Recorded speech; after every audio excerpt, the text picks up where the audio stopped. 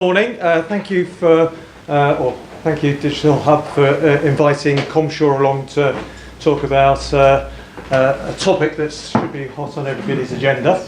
My name is Mathew. I'm Managing Director of Comsure Compliance Limited and the Comsure group of companies, of which one of those is a technology company.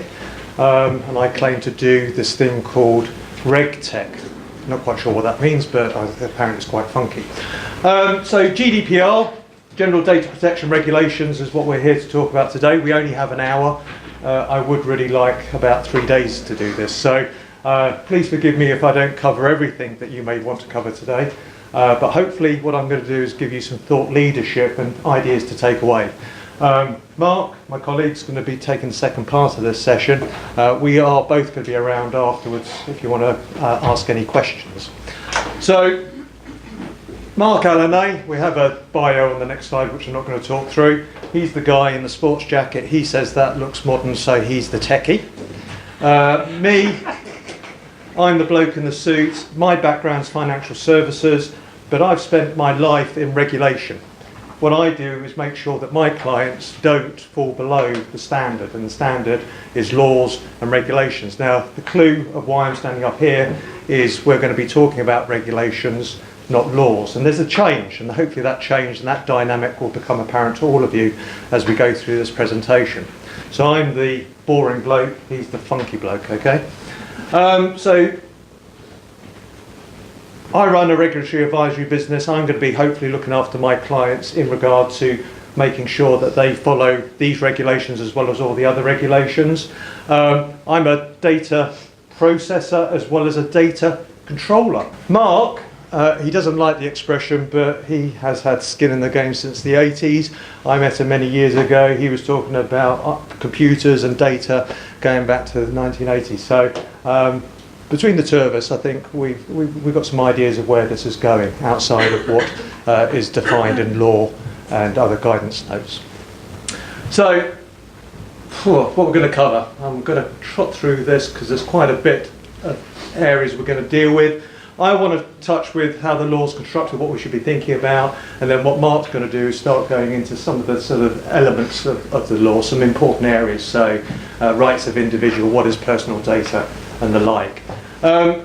Why now? Why GDPR? Well, I think I'm talking to the converted, hopefully, but technology's changed over, how old am I? I'm 52 years old, crikey. When I first worked at NatWest Bank, we didn't even have a computer. So life has moved on very quickly. We now have fintech. We have lots of people setting up really important or powerful tools to enable us to process our lives, our businesses a lot quicker than the old technologies. And in doing that, we're controlling data, information. And as we've seen, and I'll demonstrate, we're not very good at it. When I say we, a lot of those big firms out there, they seem to lose our personal data quite easily. And we don't want that. So really it's about GDPR's come in, and it's a catch-up. You know, it's been the Wild West. You know, you wouldn't like to think that your client monies in the bank weren't controlled by laws and regulations, allowing some banker just to do what he likes with your money. Albeit, I think they've been doing that anyway. So the situation we're in now is the laws are just catching up with you guys who are firing ahead with your ideas and your business developments in regards to technology. Key date, and I'm sure, well, hopefully again you're all aware of this, 25th of May 2018 is D-Day. Now the thing about D-Day is it's not a case of get out of bed on the 25th and go, right, I'm going to read the law. That's too late. It's a bit like an exam. That's the day you're going to be tested. That's when the examiner's going to come in and you either pass or fail. So the key thing about this is you start revising now. In fact, you should have started revising last year. But if you're cramming, this is now when you're going to start, because if you leave it too late and you haven't read the 99 articles and all the preamble of the European regulation, let alone the Jersey law, which hasn't been written yet, you will fail. Yeah? It's a bit like going on holiday and hiring a car. If you don't ask what the speed limit is, you'll probably get it done for speeding. That's where we are. So you've got to be prepared. So this is hopefully the start of your journey. There's a lot of noise in regard to GDPR, crikey, I'm sure a lot of you have been on other seminars and workshops. You've had lawyers trying to scare that. He's the technology guy. Turn the phone off. There's a huge amount of white noise, and it's coming from a lot of areas, and I just kind of want to throw this video in because this is what I feel that GDPR is creating. So there's Bedell Christine, there's a managing director.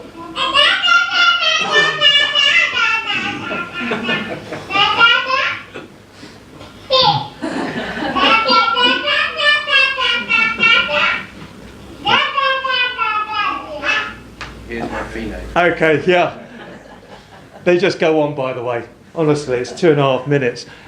So whether or not I'm sitting listening to a lawyer before he's given me the fee note, I'm sitting at a board meeting because I go along as an advisor. I'm not a director of many financial services businesses, but I go along to give advice, and directors kind of go, yeah, agenda, GDPR, get on with it. And it's like literally 30 seconds, there's a bit of white noise around it. They don't get it.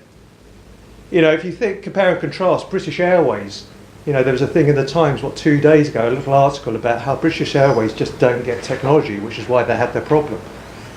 Boards of directors, and by the way, boards of directors include sole traders who have got their own limited liability, need to get a grip. Because if you don't get a grip and prove that you've dealt with it, you're going to get in trouble, which I'll show you how you're going to get in trouble later. So let's get rid of the white noise. Let's get some clarity around what we're trying to do and how we're doing it. So what is it, what is it not? I think it's really important to just pick up. It's by design. So I didn't check the register, so this is where I start getting in trouble. So I use a cloud system for my IT. I don't have to have servers in my office, and that provider sent me an email the other day and said, we can solve GDPR. Buy this ransomware product. No, that's a bit like, I'm going to protect your house and everything in your house and the whole construction of your house by selling you a plasma TV to put on the wall. Plasma TV will improve my house, but it won't make my house fantastic. GDPR is about fundamentally starting right at the basics. So when you actually want to make sure that your house is constructed properly, hopefully you don't actually start by putting a bathroom in. Hopefully you start by talking to the architect about what you want against the laws that exist. And what you do is you design your house. That's GDPR. It's about design. Ransomware will fit into that example, but it's not the solution in itself. Okay? Lots of you will be selling products or giving products or telling your client, oh, by using me, it will solve everything. It won't. A lot of GDPR, the actual risk is human beings walking out the office with a pen drive. Well, ransomware ain't going to protect you. So it's about design. You guys have got to start getting your maps out and pretending you're architects and filling in the gaps, thinking away where the holes are, and ensuring that you are managing the whole, not the part. Because if all you're doing is managing the part, you're going to fail. So it's not new, it's just different. So we've had data protection laws for a long time. So the UK, they've got the 1998, Jersey and Guernsey followed.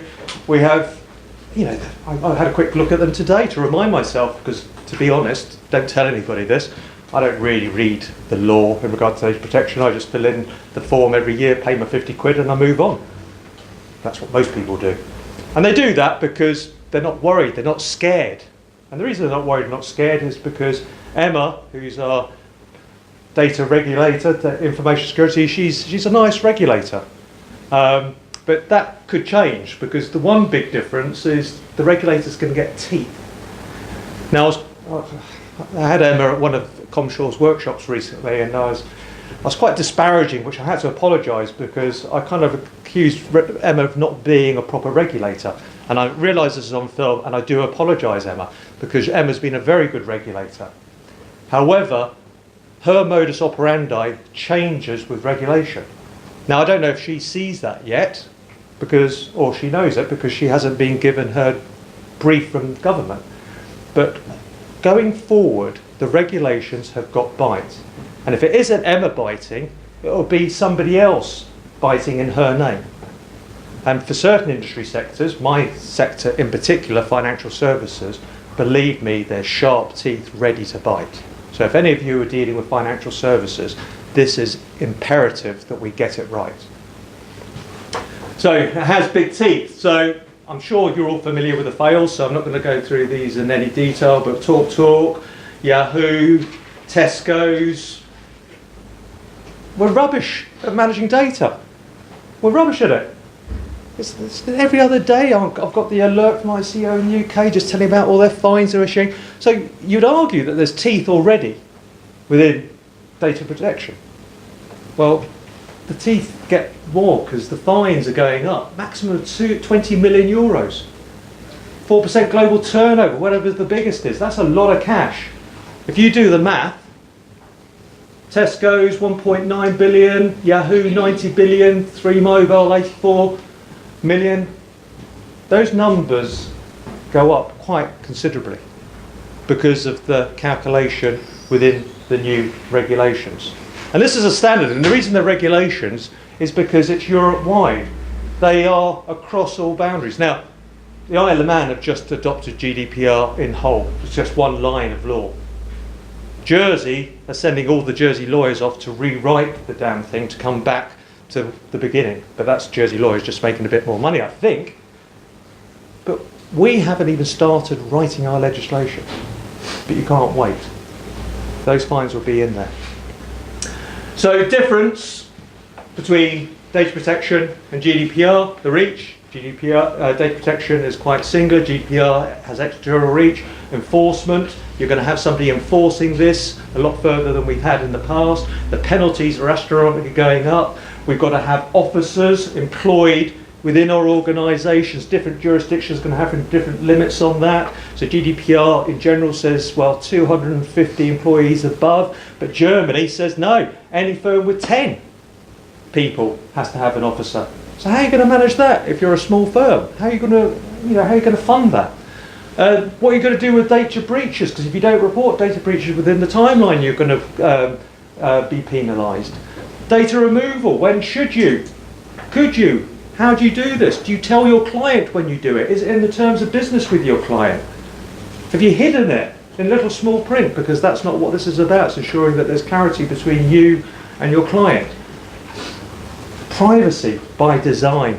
That word design again, this is not a tick box mentality. This is ensuring that you've designed how you manage your client's information that's fit for purpose.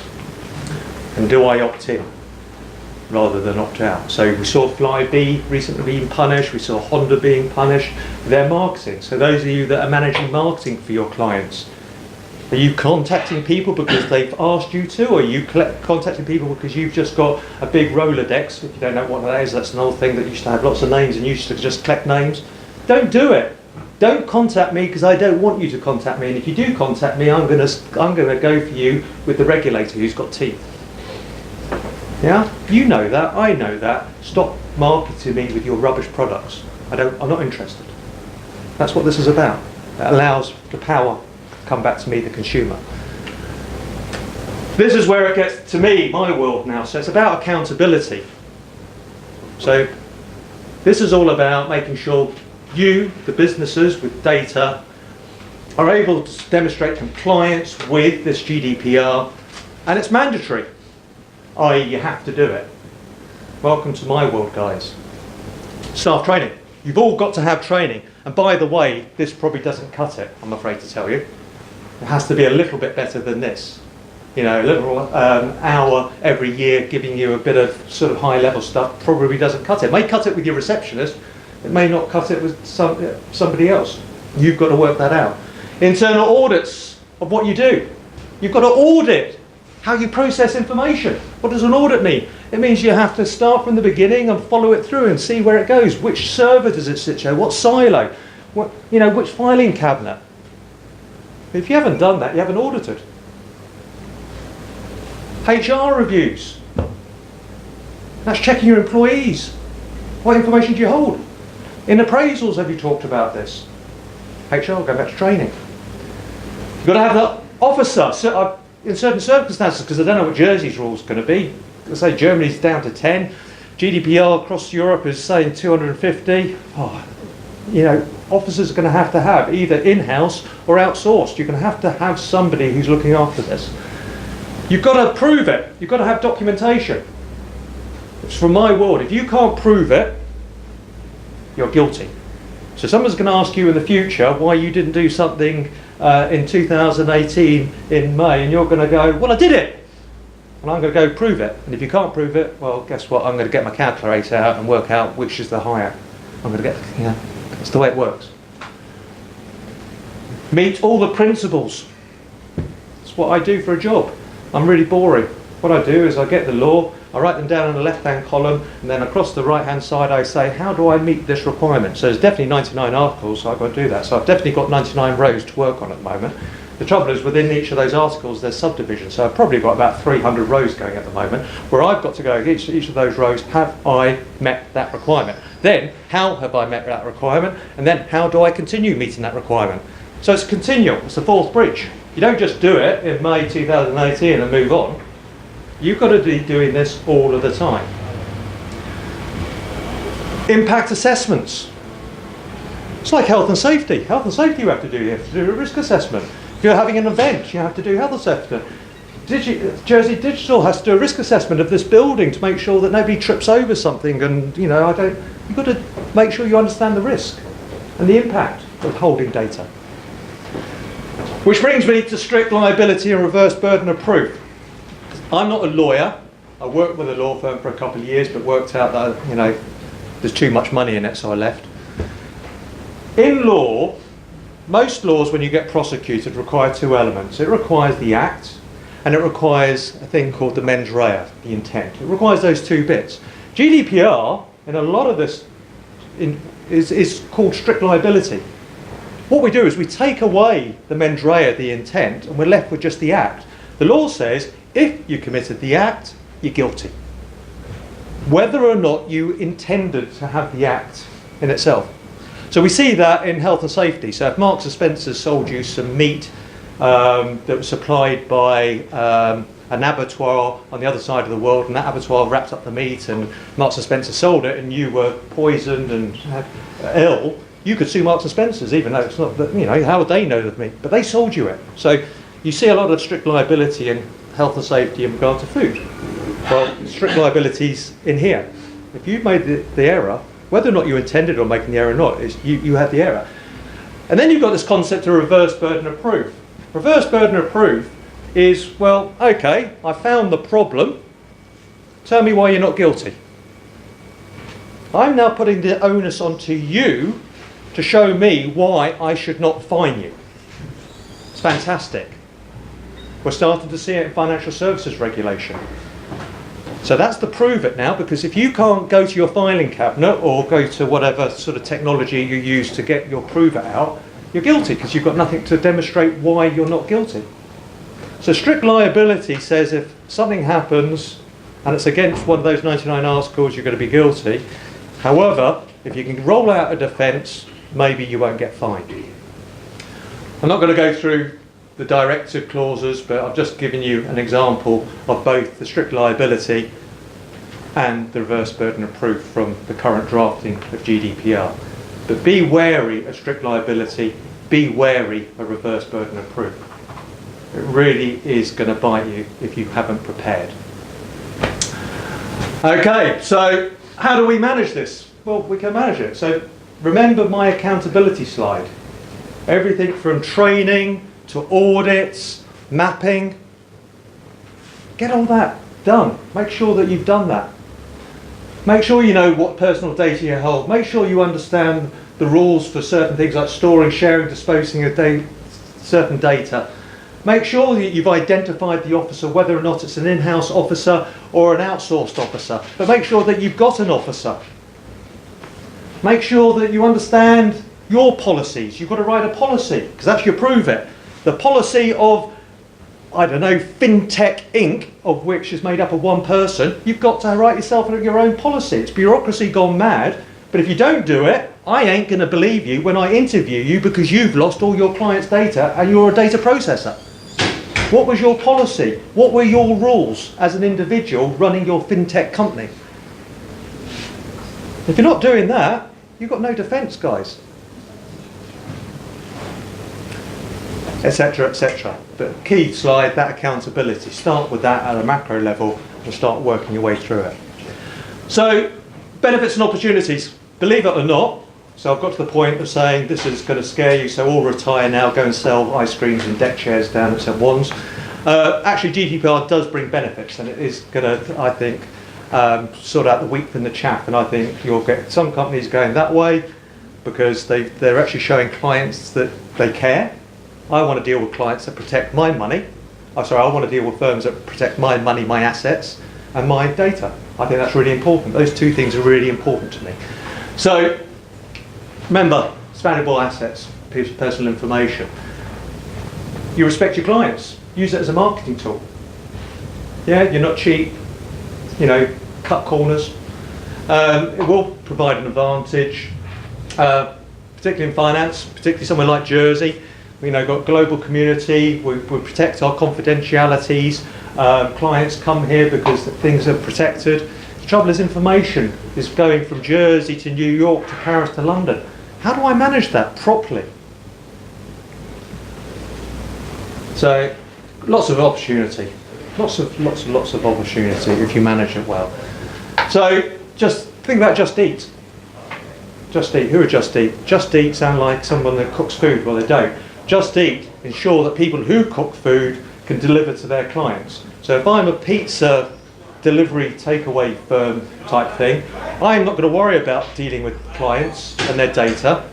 I'm going to cook good pizza. What I'm going to do is get Just Eat to process all that information and ensure that I know where I'm going. So they're the ones, they're the managed service provider, an MSP, they're the data processor, where there's laws coming in now. They're going to be good at managing data, so why would I want to do it when they can do it? I don't outsource my accountability, but if I ensure that I've employed a good managed service provider, data processor, in my policies and procedures, I can show how I've done that, I'm going to protect myself. They make a lot of money, and they can prove GDPR, they can also prove compliance with other rules, so payment card industry, data security standards, because it's not just about GDPR now, there's other silos of rules and regulations that you've got to think about. But that's what they do, that's all they do. They're very good at one thing. So a lot of us probably won't be very good at this, so why do it? Find yourself a data processor maybe, but pick the right one and show why you picked that right one. Which makes me think about cross-cutting. So regulation, precedence and complexity. Our world is going to get even more complex, I'm afraid to tell you. So this is a bit of an untidy slide, but look, GDPR and my world, financial services law and regulations. Look, I come from financial, but I could come from, I don't know, the medical industry. There's a lot of laws in the medical industry that talk about what you do with data. I could come from the pharmaceutical industry. We could be talking about that industry. I could come from manufacturing. There's a number of other laws that basically bash against GDPR. You've got to consider that. Because if all you do is now manage GDPR in a silo, I guarantee to you you're going to breach another law. So you've got to be mapping into other sorts of legislation. So forgive me, but I'm going to be selfish now, but thinking about my world, my regulatory world, there's an organisation called the Jersey Financial Services Commission that's a regulator. So Emma is going to become a regulator. These regulators want to go and test that you do things. Our regulator says if you outsource to another, you've got to follow our rules. Well, if I'm going to outsource in the regulated world to a data processor, yes, I've got to think about GDPR, but now I've got to think about the Jersey Financial Services Commission. Why? Because I've now got double jeopardy. What's double jeopardy? If I screw that up, I get in trouble. Emma comes and kicks my butt, and John Harris comes and kicks my butt. By the way, they're the two leaders of the two regulators. Dear CEO letter. John Harris writes these letters. He wrote a letter about cyber security, and it was pretty much a cut and paste of GDPR. He's already put the financial services industry on notice of the measurement that he's going to apply in his world against record keeping. He's not going to rewrite the law. He's just said, I know where the measure is, and I'm telling you where the measure is. So for those of you that are advising or helping financial services, be aware. And then the bane of lots of firms, there's a thing called anti-money laundering, preventing and detecting money laundering. It's a whole world, there's a whole industry. But just to give you an example, we've got SAR versus SAR now. We've got, in my world, AML, suspicious activity reports. Well, actually, we're talking about data SARs in GDPR world. So don't get your SARs mixed up. But further than that, if a financial services business is dealing with you and they think that you're a bit dodgy, so a money launderer, they have a legal requirement to report you to a third party. That third party is called a policeman. So I'm now going to, don't know anyone in the audience. Oh, Tina, she told me not to pick on her. So there's Tina, I know Tina. So I think Tina's dodgy, always have. I'll make my report to the police about Tina, that's personal data. Tina's going to attack me and say, I want all the information, GDPR says I'm allowed that. If I let Tina know I've made a report, I go to jail. How do I manage that? Well, hopefully the law's going to give us some guidance, but you've got to think about other areas of law. There's this other thing called customer due diligence, old language KYC, but I've got to know you. So when Tina comes to open a bank account or she wants an investment product, I'm going to start searching on the internet about Tina. I'm going to go onto her Facebook account to see if she talks about, I don't know, some sort of crime that she's committed. Guess what? I'm now walking into GDPR because Tina's going to go, I saw your footprint on my social media and you can't do that, that's mine. And she's going to sue me. She's going to go to Emma. So we've got problems, guys. It's not a singular silo risk. Think about other laws. You're going to have clients from different industry sectors. Don't just throw GDPR at them in singular, as a singular. Say to them, GDPR vis-a-vis whatever other laws that you have to follow. So, complexity, is there a solution? Well, there is, but it's making sure that you're engaging with the data, you've got information, knowledge, wisdom, and decisions. And I think you've ultimately got to automate. I think you've got to bring some, and again, this is, we're in the right place to build this stuff, but you're not going to do this with the human brain. There's too much data, too much information, it's too much mapping going on. I use automation to do the job that I do now, let alone thinking about GDPR. Okay, so, breather. I can now sit down, and I'm going to hand over to Mark, in the sports jacket. Okay, after that, what time does the bar open? Okay, just a couple of points on what is personal data. The first point is that it doesn't apply to individuals. So if you're putting someone's name and address in your telephone for your own purposes, GDPR doesn't apply. It only applies to organisations. A lot of this has been publicised, it's even been in the JP. What people are not really picking up on is the final point here, where data held in manual systems isn't exempt from GDPR. So that big shed up in St John's isn't protected from GDPR. Here we go into the different types of personal data. One of the key ones here is, could be elaborated on a little bit further, the company's annual reports. In fact, any internal company data that has been produced by the company is arguably the intellectual property of the company and is not covered by GDPR. GDPR specifically deals with personally identifiable information. Once again, manual systems, very important to consider how this fits into your GDPR mapping and how you're going to protect information.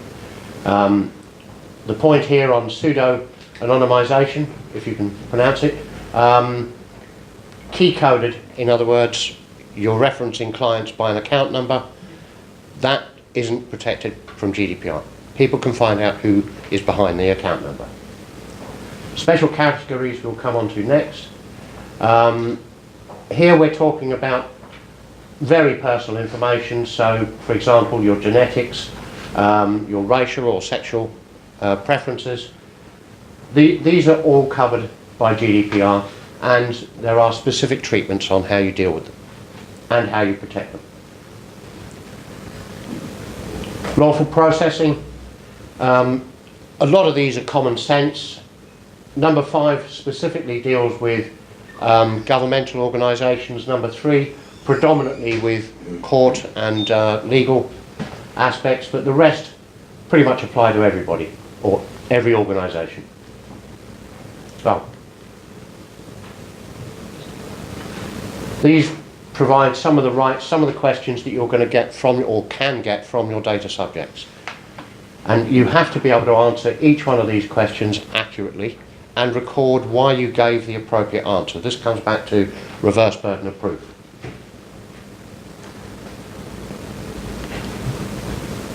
Okay, just going through these quickly. Right to be informed, Mathew touched on. If you're doing an AML assessment of somebody, then what takes precedence? The right to be informed or the tipping off regulations? Right of access. Again, questions around that particular subject. They have access to their personally identifiable information, not to your internal intellectual property or reports that you've generated. Right to be rectified. You've got my date of birth wrong. The right to erasure. This is a very important point because here you're going to cross-cut several other regulations. For example, you may need, because of the JFSC, to keep certain records for 5 years or 10 years. And the right to restrict processing. I don't know what you're doing with my data, I can stop you. Data portability, this is really starting to get even more important at the beginning of next year when the new banking regs come in, which enables a client to move from one place to another very simply, very easily. The right to object, again going back to an earlier point, I don't know what you're doing with my data. And automated decision making and profiling. This really kicks in if you're using fintech. And I was talking to a company earlier this week who are trying to implement a robotics system for managing pensions for people with less than 200k. If it can be done automatically, it can be done cost effectively. However, that particular regulation kicks in. Here's some examples of what or what is not data breaches. As you can see, they are fairly broad because even things like withholding a breach, i.e. Yahoo, took them 2 years to find it, gives a problem because you've got 72 hours to notify of data breaches. However, the clock starts ticking once you've found the data breach, not when it occurred. Some of the points Mathew was making, this is not a box ticking exercise. You cannot use pre-ticked boxes and assume the client agreed with you. The client must take an affirmative action, otherwise you're in breach. And when we come to children, you need very specific consent. In Jersey, we don't know what a child is yet, but within GDPR, there is a range that the regulator must use. So it'll be from the age of 13 to 16. Jersey's got to decide within that range. Data sovereignty, very, very important for the international finance industry. Here's a little example that I think gets the message across. I don't know Peter personally. So here's an example. He's using a big data firm in the US. He could be doing any one of these things, or people will give you opinions on any one of these things, but in actual fact what he's doing is he's sending data to a territory that is not approved by the EU. On the watch list is the USA, followed by China. Quite interesting. Transfers can only be made where the Commission agrees that a third country offers adequate protection. This is where we start touching on the adequacy regulations that Jersey is fighting very hard to protect. It is actually important in terms of business development. There's only 9 territories outside of Europe that have EU adequacy. 2 of them are Jersey and Guernsey. The third one is the Allenet. Canada's up there, and so is Nicaragua. And Argentina, I think. When to delete, this is something that is really quite confusing if you don't get it right. It's all about the 5th principle, about only using data for specified purposes and only holding data for a period of time that you need to process that purpose. So, what is lawful deletion? There's actually only 3 options here. You can deactivate an archive. What that basically means is taking the data away from your sales and marketing and your client focusing side of the business, and it goes into a big black vault and is protected where perhaps only certain individuals within a firm have access, and they could be, for example, your compliance officers to deal with an inquiry from the JFSC. You can put beyond use, very similar to the first point, but in actual fact even more restrictive and contractually controlled within the organisation. A good way of doing this, by the way, is encryption. And the last one, which could be very, very dangerous, is to delete irretrievably. Basically, this is the equivalent of putting the data through a shredder. Now, once you've done that, you cannot reconstitute the data, so you've lost it forever. And if you do that, and you're breaching JFSC regulations, you've got a problem. Your data protection policy, this comes back to what Mathew was saying. If you've got a policy and procedures, you've at least got evidence of what you have attempted to do. You've then just got to prove that you did do it. Channel Islands, I've mentioned already that some things in the Channel Islands will be subject to change because they're rewriting, or they're writing the law specific for Jersey and Guernsey. At least we've harmonised between the islands. Within the GDPR, the final sections of GDPR relate to the regulators themselves, so the data protection authorities, and there's only a certain amount of things that they can do. So they've got to keep the basic framework of GDPR, but they can change some of the criteria within the articles. I mentioned before the age of a child, the scope of sensitive data. Obviously here we're going to be thinking about personally identifiable financial information, because we can cause harm if we lose that information or if it gets into the wrong hands. Coming back to your policy, you've got to write your policy, but you've also got to know how and when to use it. You've got to have the correct rules in place. Data protection officer we've touched on, which according to GDPR can be outsourced, but according to JFSC there are additional terms that you have to meet. And of course everybody needs to know your data protection policy within your organisation. A couple of things here to think about that you should not be doing. The fifth one is really what today is all about, what Mathew's been talking about, and that is don't assume that GDPR is a silo, because if you act on GDPR, you're likely to be in breach of something else. Certified encryption. There's been a lot of talk in the marketplace. Within GDPR itself, they mention encryption as a method of protecting data. If you go onto the ICO website in the UK, they only recommend one method, and that is the FIPS 140-2 standard, which is a global standard. It's been around since the turn of the millennium. It was originally a hardware-based standard. It's now a software and hardware, or both. However, a lot of companies are claiming they've got it, when in actual fact they've got a bit of it inside their other tools and solutions, and therefore they are not providing a certified solution. Only a properly certified FIPS installation gives you the protection you need, and we will be issuing, to anybody who's interested, a resources sheet which will tell you where you can look up which companies have got certification and which ones are fibbing. The important point here, which I quite like, is secure systems, secure your brand, and secure your bottom line. Daisy chain, third-party risks. Some of you working in financial services will already be aware of third-party risks. One of the things that we're advocating is to encompass everybody in the business chain, or the daisy chain, whichever way you want to describe it. Traditionally what people have been doing is putting a firewall against or around their own systems, not really thinking about their counterparties and not really thinking about the clients. If you protect data from source, which is the client, then you've got a much more secure solution, and these things can be done now very cost effectively. So this is our iSecure data integrity model. By the way, an IDE, an insurable data environment, this is now coming into play in Jersey. We know of some installations that are getting this, and if you've got an IDE, you can then get data insurance, which is much more all-encompassing than cyber insurance. Cyber insurance covers you for about 17% of your threats.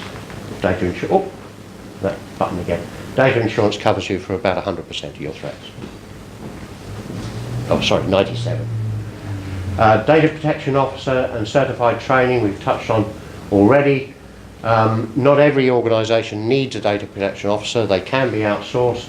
However, an important point to bear in mind here, if you call someone a data protection officer, then all of the articles under that subject in GDPR are mandatory.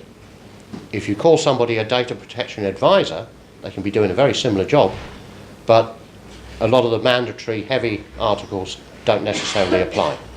So depending on the size of your organisation, the type of data you're dealing with, you may want to think about how you give a title to a particular job. And by the way, a data protection officer, the main function is to protect the clients of the business, not the business. So a information officer would be protecting the business, a compliance officer is protecting the business, a data protection officer is protecting the client of the business. So it won't be a popular position in the board on certain occasions. Comsure has been appointed as a partner of IT Governance. IT Governance are one of the few companies in the UK that can deliver certified training for data protection officers and cyber essentials for smaller companies. So it's a single source provider. There's books, there's toolkits. The training is available in a number of formats. So we've got seminars like today, courseware, where you come along or they come along to your firm and train a group of people. There's also webinars and e-learning, so you've got all the distance learning capability, but it means that you're not having to pay the overhead of sending someone to the UK. And obviously what we're doing is we're dovetailing in with them on the financial services training, so you get the message in the round. Just to cover some of the courses that are available, and I think you'll see that all the key standards that should be applied are included. So you can go right the way through to auditor with this training. Some areas that we're working on, we've mentioned outsourcing. So virtual compliance officer, virtual data protection officer is something that we want to be able to bring to the market with tools like iTrack. And this enables other organisations to start to automate all of this cross-cutting regulation and work out where precedence applies and where it doesn't, for which regulation. So some of the support we're able to offer with a mitigated or risk mitigated environment, you can then get much more efficient insurance, which can have impact on data insurance, professional indemnity, and on directors and officers insurances. iTrack is the tool that we're using. We're now talking to a number of hosting services about how to integrate that with their GDPR solutions, because they've been thinking at it from an IT perspective as a silo, and they hadn't thought about all the cross-cutting impacts. Qualifications is everything linked to the training side.